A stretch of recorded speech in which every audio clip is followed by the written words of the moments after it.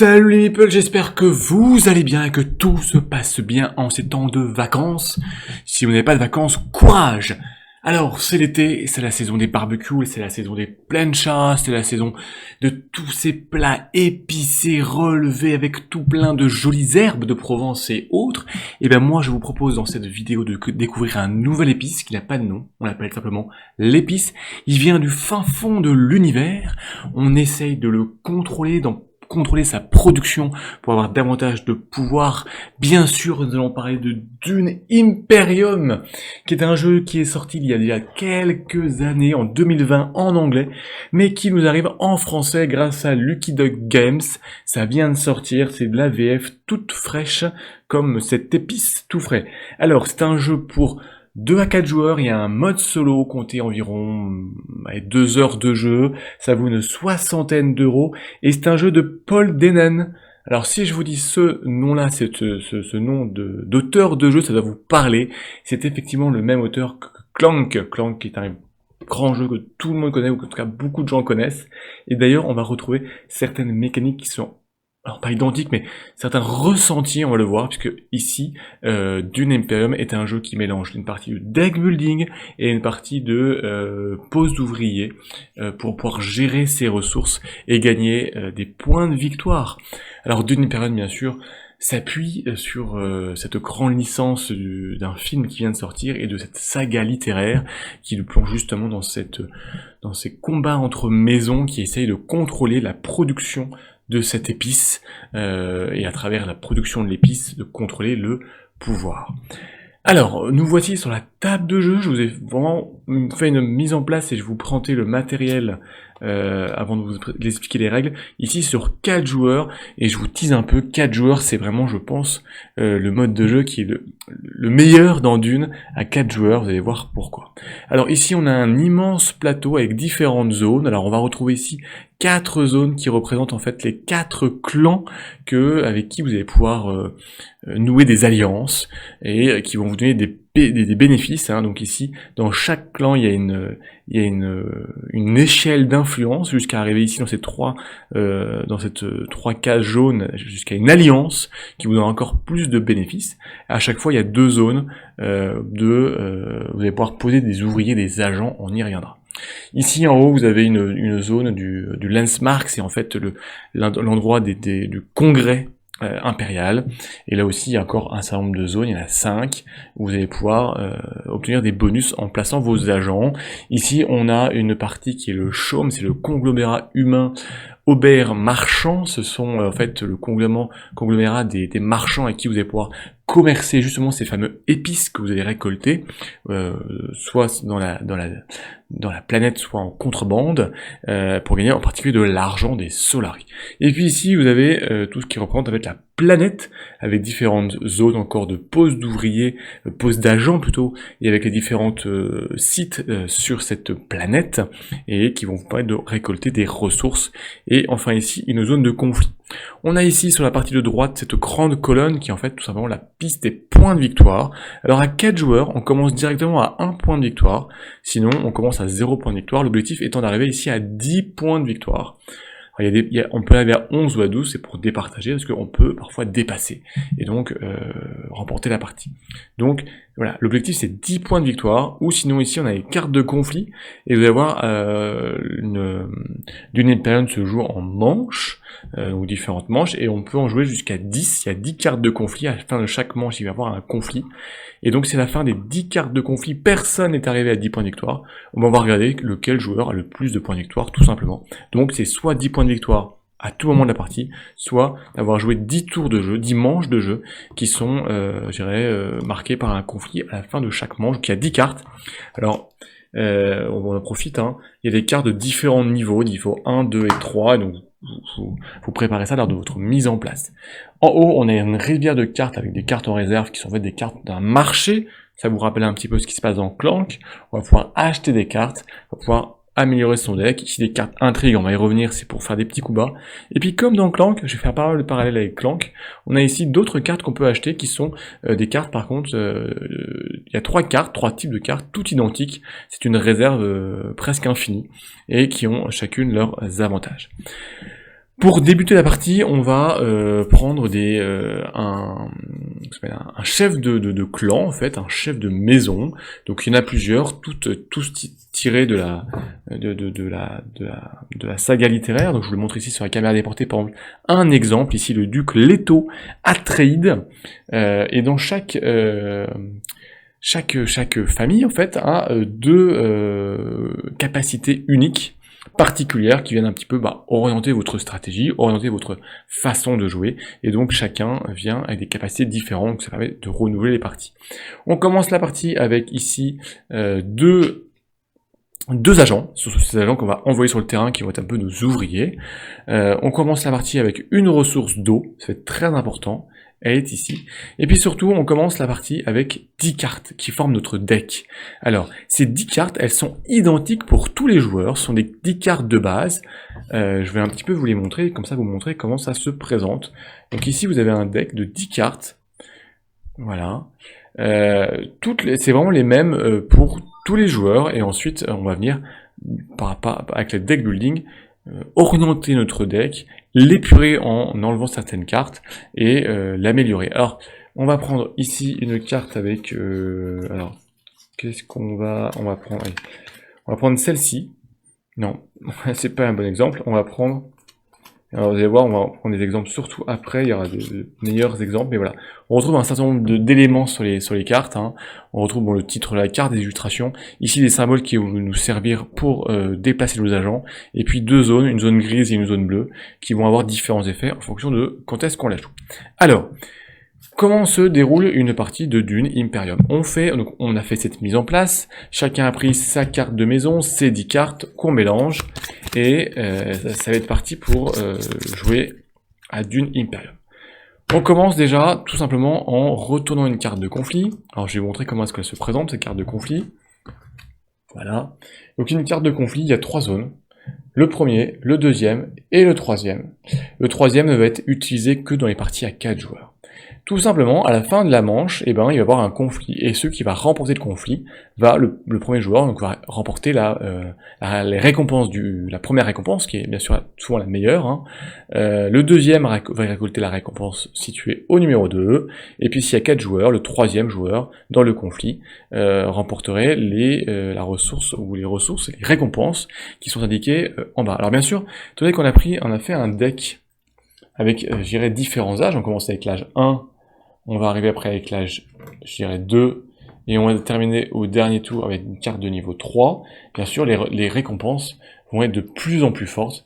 Regardez ici la récompense du dernier tour, pour ceux qui va remporter le conflit, c'est 2 points de victoire. C'est énorme. Et des épices, en plus. Donc il y a vraiment plein de cartes de conflit. On fait cette mise en place de façon complètement aléatoire. Il y en a d'autres dans la boîte pour avoir plusieurs choix, si je puis dire. Donc là, on commence la manche en retournant une carte de conflit, ce qui nous permet de savoir quelles vont être les récompenses, et ça va peut-être nous intéresser. Est-ce que je vais m'orienter vers le conflit pour remporter ce qui est indiqué, ou est-ce que les gains du conflit ne m'intéressent pas, et je vais me concentrer sur autre chose. Ensuite, on va piocher tous les joueurs vont piocher 5 cartes de leur deck. Donc 1, 2, 3, 4, 5. Ça va être leur main pour ce tour-ci. Donc ils ont 5 cartes qu'ils vont avoir en main. Alors, ensuite on va jouer dans l'ordre des joueurs, hein, en tournant de façon successive. On va pouvoir faire 2 choses. On va pouvoir faire d'abord une action, ce qu'on appelle le tour des agents. C'est-à-dire qu'on va pouvoir, à ce moment-là, on doit défausser une de nos cartes, n'importe laquelle de notre main, pour pouvoir envoyer un de nos agents. Alors il y a quand même quelques conditions. Pour pouvoir envoyer un agent sur n'importe quelle zone, déjà il ne faut pas qu'il soit occupé par un autre agent. Si le joueur rouge a envoyé un agent ici par exemple, mais moi, joueur jaune, je n'ai pas le droit de venir ici, je dois prendre un autre endroit. Première chose. Ensuite, il faut que notre carte, ici, vous avez des symboles, rond, un triangle, ici des symboles des factions, hein. Ici c'est un 5 côtés, donc un pentagone. Et il faut que sur notre carte qu'on va défausser, donc si par exemple je défausse cette carte-ci, donc mes 4 cartes je les garde, hein, si je défausse une carte, je peux aller sur les zones qui sont indiquées ici. Alors, il y a des cartes avec plus ou moins de symboles, donc qui vous donnent plus ou moins d'options de déplacement. Donc ici, je peux aller sur 3 zones, triangle, rond ou pentagone. Donc par exemple ici, je vais pouvoir envoyer mon agent sur un triangle, ici. Voilà, par exemple, une zone qui est en triangle. Deuxième chose, certaines zones ont un coût qui est indiqué en dessous du symbole. Donc ici, je dois payer, pour aller sur cette case-là, je dois payer 2 ressources en eau. Donc là, je ne peux pas, j'ai qu'une seule ressource d'eau. Mais si j'en avais 2, je pourrais y aller. Ici, c'est une ressource d'eau. Ici, il faut que je paye 2 d'épices. Enfin, ici, 6 d'épices, 4 d'épices. Enfin bon, ici, il faut que je paye 4 solaris. C'est l'argent du jeu, 2, 5. Il peut y avoir des conditions de ressources à payer. Lorsque vous avez défaussé votre carte, que vous avez payé les éventuels coûts pour vous déployer, vous allez gagner les ressources ou les gains qui sont indiqués. Il y a beaucoup de gains différents. Déjà, ici, vous allez pouvoir gagner en particulier des épices. Donc ici, je gagne un épice, donc hop, je prends un épice que je viens mettre dans ma petite carte qui est ma réserve avec mon eau de départ. Hein. Donc il y a différents gains possibles. Hein. Ici, ça va être des jetons comment ça s'appelle, de troupes, donc on va y revenir, hein. Donc ici je gagne un jeton de troupe et une eau, donc les jetons de troupe que vous gagnez, vous les mettez ici dans votre garnison, c'est votre petit cercle, hop là. Vous allez pouvoir ici, les cartes vertes, vous allez pouvoir piocher de nouvelles cartes, 3 cartes dans votre deck, c'est intéressant pour avoir plus d'options dans votre tour. Vous allez pouvoir piocher ici, prendre une carte d'intrigue. Alors les cartes d'intrigue, il y en a différents types, on va regarder un petit peu ce que c'est. Carte d'intrigue, c'est un peu pour faire des coups bas, voilà. Alors, qu'est-ce qu'on a avec les cartes d'intrigue? On a 3 sortes. Hop là, c'est bien préparé la vidéo, et oui. Il y a les cartes de combat, des cartes de complot, et les cartes de fin de partie. Alors, les cartes de fin de partie, tout simplement, vous les gardez en main, et elles se dévoilent à la fin de partie. Donc par exemple, ici, cette carte de fin de partie, qu'est-ce qu'elle indique? Elle indique qu'en fin de partie, quand vous la dévoilez, vous gagnez 10 épices. Ça peut être très important pour départager les joueurs. Les cartes de complot sont les cartes que vous allez pouvoir jouer à n'importe quel moment, voilà, pour pouvoir en appliquer l'effet. Donc tout simplement, il faut lire l'effet et l'appliquer, là on y reviendra. Ça va donner ici des ressources supplémentaires pour acheter des cartes. Et une carte de combat, ça va être sur la troisième phase, troisième temps de chaque tour de jeu. On va y revenir, ça vous donne des points de combat supplémentaires. Voilà. Donc ça, ce sont les cartes d'intrigue qui peuvent être très importantes, qui peuvent être une stratégie à déployer, avoir des cartes d'intrigue en main. Par exemple, ici, cette alliance, les Ben Gesserit, vous donne cette opportunité ici de piocher une carte intrigue et de venir en voler aux autres joueurs s'ils ont plus de 4 cartes intrigue en main. Donc ça peut être très intéressant. Comme ici, la faction de l'empereur. Si vous venez ici, vous récupérez 2 troupes que vous mettez dans votre garnison, plus une carte intrigue, donc il y a différents endroits pour en piocher. Donc là on gagne, pareil, tout ce qui est cube gris, c'est les troupes, de l'eau. Ici, on va gagner ici une carte qui est l'espace plissé. Alors cette carte est très intéressante, elle est... puisqu'en fait, sur cette carte, si vous regardez bien, vous avez tous les symboles disponibles pour toutes les zones. Donc c'est-à-dire qu'avec cette carte, quand vous la jouez, lorsque vous l'avez en main, vous la piochez dans votre deck et vous la jouez un tour, vous pouvez envoyer un de vos agents sur n'importe quelle zone du plateau, à partir du moment qu'elle est libre et que vous en payez le coût s'il y a un coût à payer. En revanche, et on va y revenir, c'est dans la fin quand vous jouez une carte, vous appliquez aussi l'effet qui est indiqué ici, dans la zone grise. Donc par exemple ici, cette carte vous dit de la défausser, c'est une carte one shot. Quand vous l'achetez, vous la mettez dans votre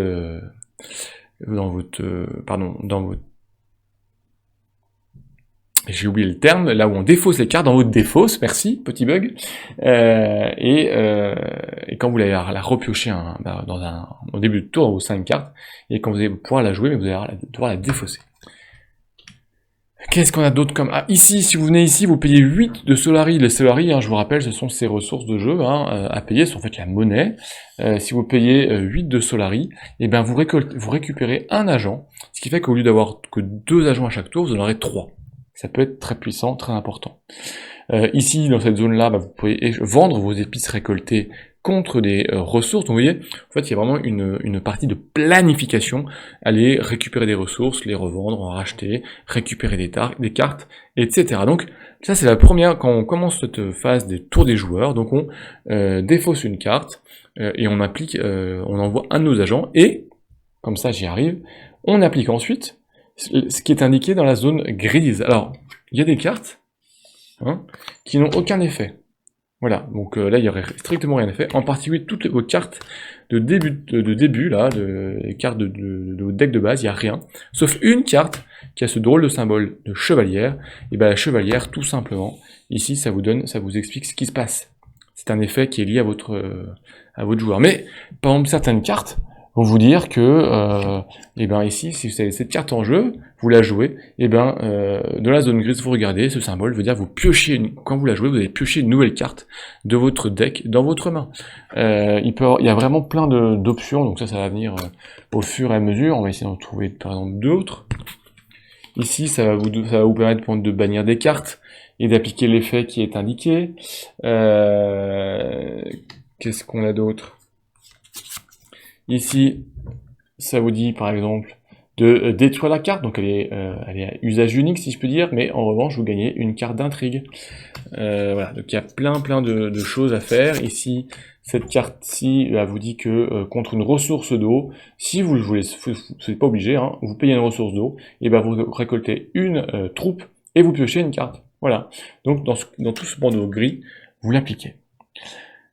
Une fois que c'est fait, une fois que vous avez défaussé votre carte, on va passer aux joueurs suivants qui, à leur tour de jeu, vont aussi placer moi, je sais pas, ils vont venir ici, ils vont venir à certains endroits. Et on va donc là, premier tour d'agent.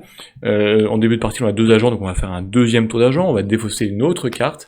Alors certaines cartes de début de partie n'ont aucun symbole, donc vous ne pouvez pas utiliser pour envoyer de vos agents. Il vous faut d'autres cartes. Donc par exemple ici, vous pouvez jouer cette carte-ci avec le symbole du Pentagone pour pouvoir envoyer votre agent sur un tel symbole. Donc ici, il faut que je paye 8 de Solari, je ne les ai pas forcément, mais ici dans le hall de l'oratoire, je gagne une troupe et je gagne un point d'achat. On va en revenir enfin dans la dernière phase de ce tour.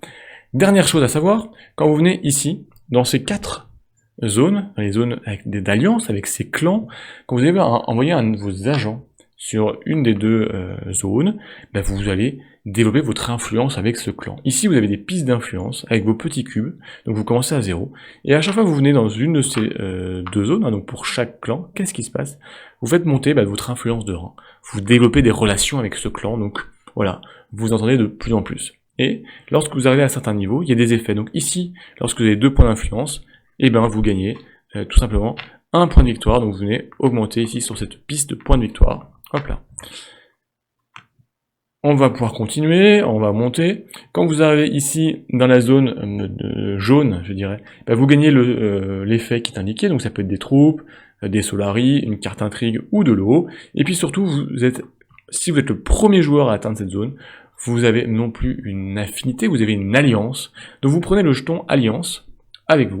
Il vous appartient, en tout cas pour le moment. Il vous fait gagner un point de victoire, hein, c'est indiqué dessus. En revanche, si un autre joueur arrive à votre niveau et vous dépasse, il récupère le jeton alliance, et vous perdez le point de victoire qui va avec.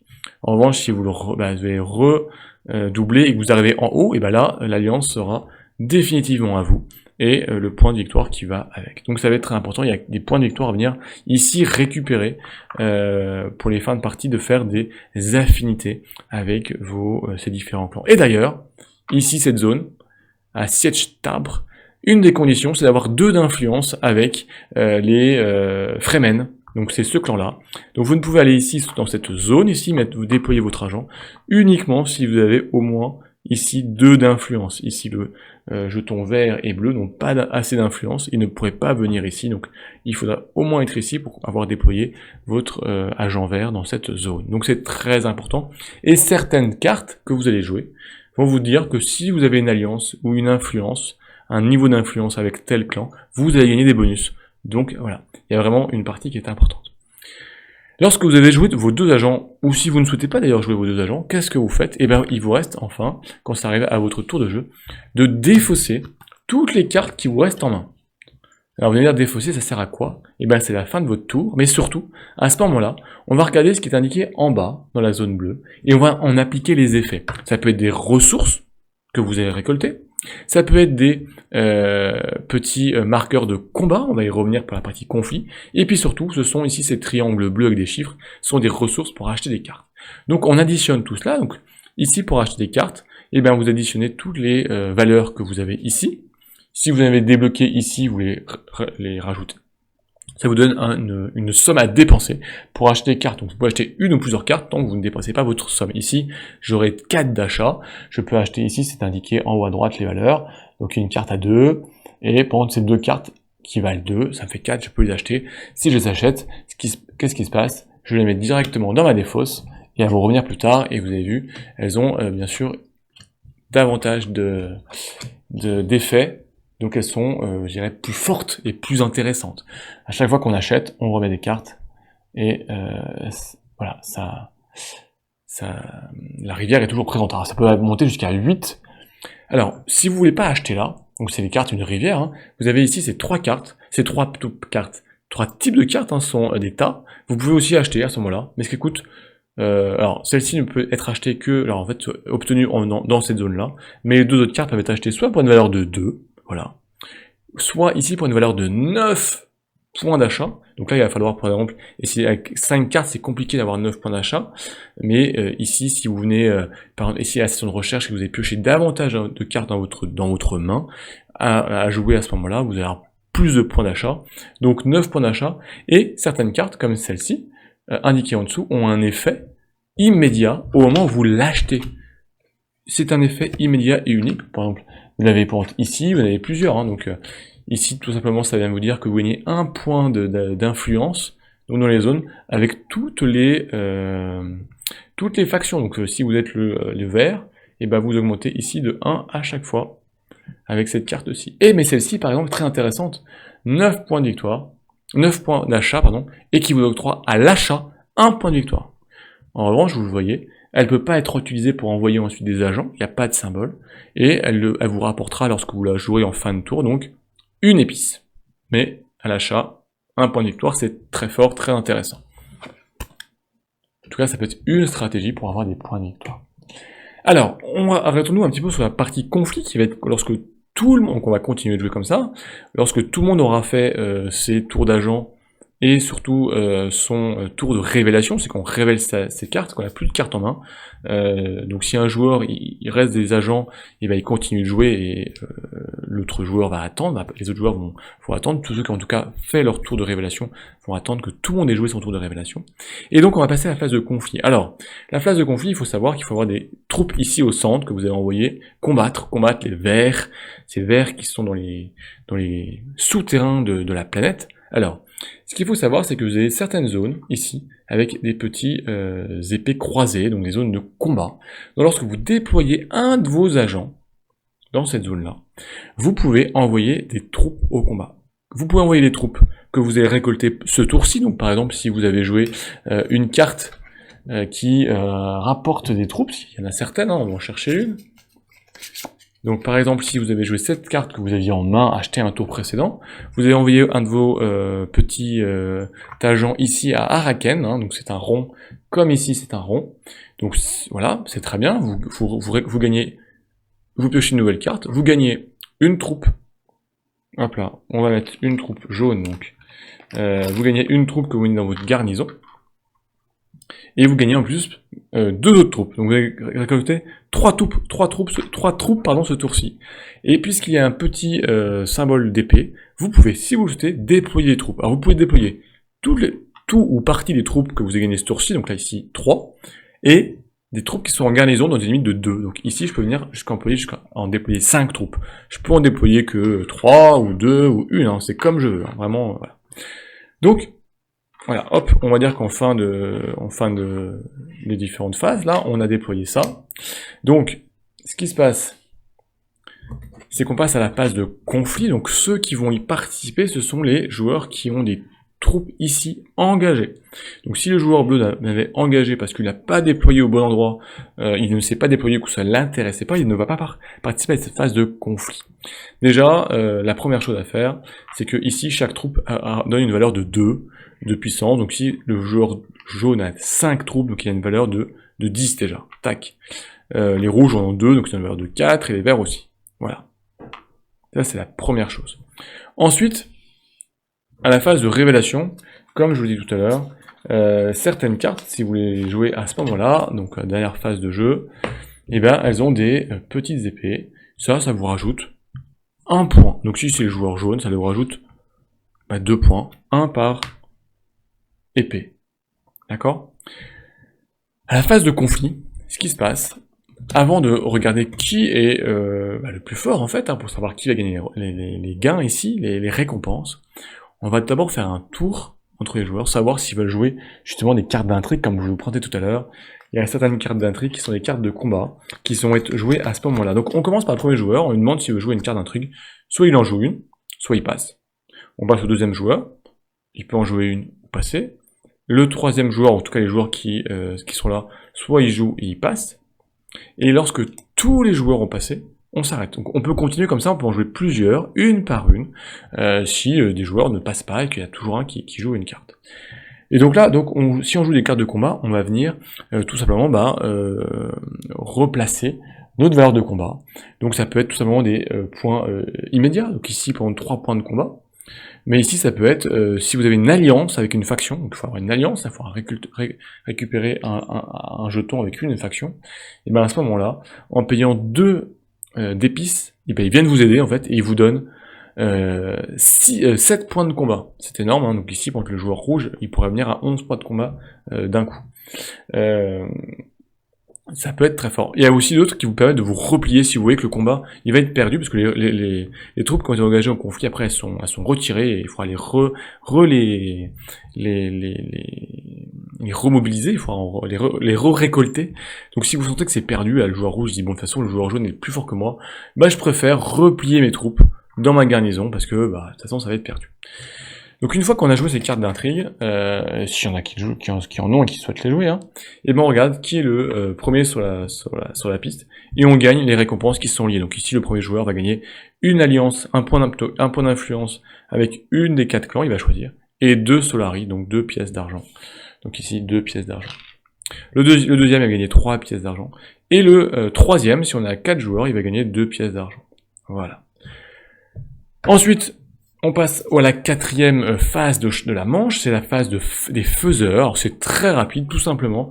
On regarde ici, là où il y a un symbole de ver de terre, donc c'est 3 symboles. S'il n'y a aucun agent qui n'est venu, ces phases sont vides, et en fait ça veut dire qu'on n'a pas récolté l'épice. Donc on vient mettre ici un petit jeton d'épices, et ça veut dire qu'au tour suivant, si on vient, en plus de récolter ce qui est indiqué, donc ici un épice, on récoltera un épice, plus les épices qui sont ici, donc il peut en avoir plusieurs, si pendant plusieurs tours il n'y a personne qui vient, donc ça peut devenir très intéressant pour gagner beaucoup d'épices. Voilà, donc ça c'est la 4e phase de la manche, faiseur.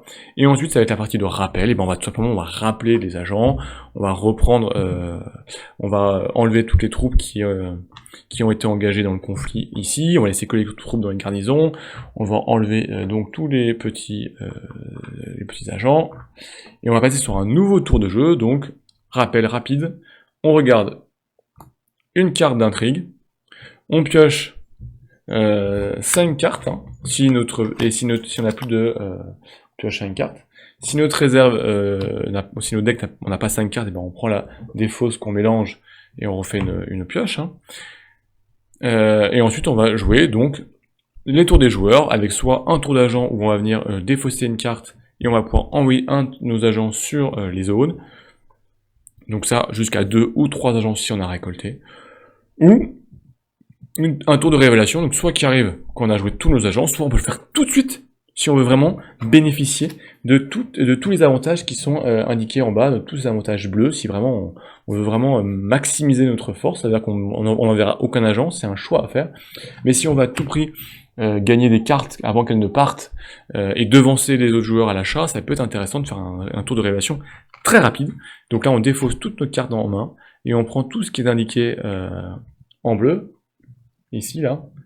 Donc ici par exemple j'aurais 1, 2, 3, 4 valeurs d'achat. Alors ce sont les cartes de début, donc c'est un petit peu faible, mais ensuite regardez si par hasard vous avez acheté cette carte de la main ferme. Cette carte de la main ferme vous dit que si vous avez l'alliance ici avec l'empereur, donc le symbole, et bien vous gagnez 4 points d'achat juste avec cette carte. Donc si vous avez d'autres cartes, vous pouvez rapidement arriver à 8 points d'achat, voire 9 points d'achat, etc.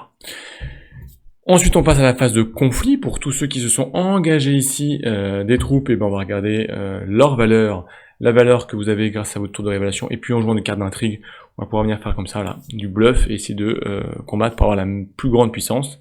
gagner des ressources, on rajoute des petits épices dans les zones où on n'est pas allé, et ensuite on rappelle tout le monde et on recommence. Je vais pas préciser ici, il y a un petit meeple noir, tout simplement en venant ici, en payant 2 Solari, on va venir piocher une carte, hein, et surtout on va récupérer ce petit agent, quoi. Ça va donner un agent supplémentaire, mais uniquement pour le tour en question, alors que ici, si on vient dans cette zone-là en payant 8 Solari, on récupère là un agent supplémentaire pour toute la fin de la partie, donc c'est intéressant pour avoir occupé plus de terrain et essayer de s'adapter. Et donc, si à tout moment la fin d'une manche, un joueur est arrivé à 10 points de victoire, alors on sera plutôt comme ça, hein, c'est souvent très serré les parties d'une, et ben il remporte la partie, sinon ben, on joue jusqu'à arriver à la fin des 10 cartes d'intrigue de combat, et on regarde à ce moment-là, tac, comme ça on va dire, qui est le joueur avec le plus de points de victoire. Mais vous voyez, hein, les dernières cartes d'intrigue peuvent vraiment retourner la situation, parce que pour exemple la dernière carte ici rapporte 2 points de victoire, voilà, il y a vraiment des points de victoire à aller chercher, et puis les cartes d'intrigue de fin de partie peuvent aussi retourner une fin de partie, donc il faut être très vigilant. Voilà, bah, on a fait en fait le tour de Dune Imperium, c'est mine de rien un jeu qui est abordable, mais qui est un peu expert, parce que il est expert parce qu'il y a pas mal de choses à faire. Maintenant, on n'a que 2 agents, donc mine de rien, ça va assez vite. Maintenant, il y a plein de possibilités, et il faut vraiment essayer de savoir ce qu'on va faire. Alors, c'est un jeu qui va mêler en même temps donc la partie de deck building, construire notre deck, puisque aussi certaines cartes vont avoir des bonus si on a d'autres cartes dans notre main, savoir vers quel type on va s'orienter, plutôt des cartes de ressources, des cartes de combat, des cartes d'intrigue. Il y a vraiment différentes stratégies à mener. C'est un jeu de planification, parce qu'on va essayer de planifier sur un tour de jeu, ou sur plusieurs, des effets, aller récolter de l'eau, des Solari ou des épices pour pouvoir les revendre ensuite, ou pouvoir aller dans une zone en payant les ressources nécessaires pour obtenir un bonus qui est plus important. Alors, c'est aussi un jeu d'opportunité, puisque les différentes zones ne peuvent être occupées que par un seul agent par chaque tour, donc bien évidemment, souvent vous allez vous faire piquer des zones que vous voudriez, et donc il faudra le faire, votre planification sur plusieurs tours. Ou au contraire, il va falloir être opportuniste par rapport à des zones qui auraient été laissées, qui peut-être vous intéressaient pas, mais en profiter, parce qu'elle est disponible à votre tour de jeu, et il ne faut pas la laisser passer. Ça va être aussi un moyen de bloquer les autres joueurs, en occupant des zones qui vraiment pourraient les intéresser, et les empêcher de les avoir, et potentiellement gagner des points de victoire. Très souvent dans les parties de Dune, en tout cas dans celles que j'ai jouées, les scores sont serrés, on est toujours à entre 8 et 11 points de victoire, je dirais, et tout se tient dans un mouchoir de poche. Dune, moi je le jouais en VO déjà, donc je le connaissais, là je le vois en VF, c'est un plaisir, on retrouve vraiment la même chose traduit. Il y a pas de, il y a eu il y a une carte, je crois qu'il y a une erreur de traduction, genre il manque un petit bout du mot, enfin, il y a vraiment, il y a rien à dire là-dessus. C'est un grand plaisir de jeu, surtout à 4 joueurs. À 4 joueurs, vraiment, on est vraiment dans l'interaction indirect, parce que on va se gêner dans les emplacements qu'on va occuper, on va pouvoir embêter l'autre, une interaction directe dans la phase de conflit. Et à 4, à 4 joueurs avec 2 agents attaquants, ça fait 8 zones de jeu occupées à chaque tour. Donc on est vraiment gêné, et c'est intéressant. Lorsqu'on joue avec moins de joueurs, à 3 joueurs, déjà on est un peu moins nombreux, donc on se gêne un petit peu moins. À 2 joueurs, on se gêne carrément moins. Et d'ailleurs, c'est pour ça qu'à 2 joueurs, la règle prévoit un automate qui va être géré par un deck d'intelligence artificielle, pour stimuler un 3e joueur, pour un peu occuper le terrain, et venir aussi vous embêter, prendre des points de victoire, des conflits. Et en solo, vous n'allez pas jouer contre un automate, mais contre 2 automates. Voilà, pour vous montrer que c'est là où vraiment c'est parce que c'est le fait d'être un peu nombreux autour de la table qui vous donne ces interactions, de se gêner, c'est ça qui est intéressant. D'ailleurs aussi, en parlant de la partie solo et du deck de cartes IA, sachez qu'il y a une application qui vous permet de remplacer le deck d'IA, qui est très bien faite. L'application vous retrouvez sur Android et iOS, je pense en tout cas, Android c'est sûr. Dans Dune Imperium, on retrouve aussi, moi je trouve, certaines sensations des mécaniques de Clank. Étonnant, c'est le même auteur, dans cette partie de deck building, d'achat des cartes avec les rivières de cartes, avec les cartes aussi disponibles en permanence, et dans cette utilisation des cartes, qui vont vous servir aussi bien à envoyer vos agents, avec les effets qui sont liés. Alors à chaque fois, vous allez avoir un choix à faire. Est-ce que j'utilise une carte pour envoyer un de mes agents et profiter du bonus qui est lié lorsque j'envoie un agent, ou plutôt je vais plutôt la garder pour la phase de révélation et avoir le bonus qui est indiqué en bas de la carte. Voilà, toujours ce côté utilisation des cartes, mais choix à faire. Il y a aussi un choix à faire dans votre tour de jeu. Est-ce que vous voulez jouer vos 2 agents à chaque tour et faire votre phase de révélation à la 3e fois que vous jouez dans le tour, ou est-ce que vous voulez jouer de suite ou rapidement une révélation, donc n'envoyer qu'un seul voire 0 agent. L'avantage, c'est d'avoir plus de cartes en main, donc avoir plus de bonus pour acheter des cartes en particulier, et un peu prendre de court vos partenaires, mais vous envoyez moins d'agents sur le terrain, donc vous n'avez peut-être pas l'opportunité de participer à un conflit, donc vous n'aurez pas les bonus liés au conflit. Enfin bon, tout est histoire de choix dans Dune.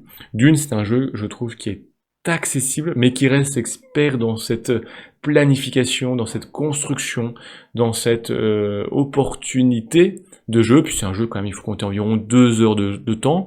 Les règles, en tout cas moi qui connaissais déjà le jeu, j'ai pas trouvé ça compliqué. On arrive très rapidement à comprendre les symboles, et puis de toute façon vous avez toutes les aides de jeu nécessaires. Ici une grande aide de jeu, qui vous reprend toutes les, je vous la montre hein, ici, toutes les zones, et qui vous explique à chaque fois ce qui se passe, donc voilà. On vient vous expliquer tout simplement. Et puis il faut aussi gérer bien sûr les clans, voilà, pour pouvoir avoir des alliances, des influences et des points de victoire. En tout cas pour moi Dune c'était, alors ça n'a pas été une révélation en VF parce que je le connaissais déjà, c'était une confirmation, voilà. Moi c'est un jeu que j'apprécie beaucoup, qui va être un peu, je pense, mon jeu familial expert, on va dire, de l'été. En famille, je sais que ça va plaire. Déjà, quand je vais annoncer que c'est l'auteur de Clan qui plaît beaucoup en famille, je vais déjà gagner l'approbation de mes camarades de jeu. Et c'est un jeu qui s'apprend très vite. Les mécaniques se comprennent, on fait un tour et on a compris la mécanique, donc dès le 2e tour, on est dedans et on commence à essayer de planifier, etc., etc. Donc, c'est en tout cas une très belle découverte, un très grand plaisir de jeu, avec plein de choses à faire, et donc voilà, des choix, mais c'est ça qui est intéressant dans Dune Imperium. Donc c'est Dune Imperium, c'est 2-4 joueurs pour une 60aine d'euros, c'est sorti en VF, et déjà d'ailleurs est annoncé une extension VO. Alors, j'ai vu déjà certains qui disent « Ouais, le jeu vient de sortir, et puis il y a déjà une extension ». Non, il vient de sortir en VF. Il est sorti en VO déjà depuis presque 1 an, parce qu'il est sorti en 2020 des mémoire, et l'extension arrive en fin d'année, donc 1 an et demi, voire 2 ans après la sortie VO. Certes, par rapport à la VF, ça fait très court, mais je ne sais pas si la VF sortira en même temps, ou si elle va arriver qu'en 2021, chez nos amis, les Liquid de Game. Ils l'ont pas annoncé, mais dès qu'ils ont fait le jeu de base, je ne les vois pas ne pas faire l'extension qui va apporter du nouveau, je pense des nouveaux chef de clan, et puis d'autres opportunités que je ne sais pas encore, on va découvrir ça. Donc Dune Imperium, en tout cas moi c'est une super découverte, et un jeu qui est très plaisant à jouer, et je vais y revenir très souvent.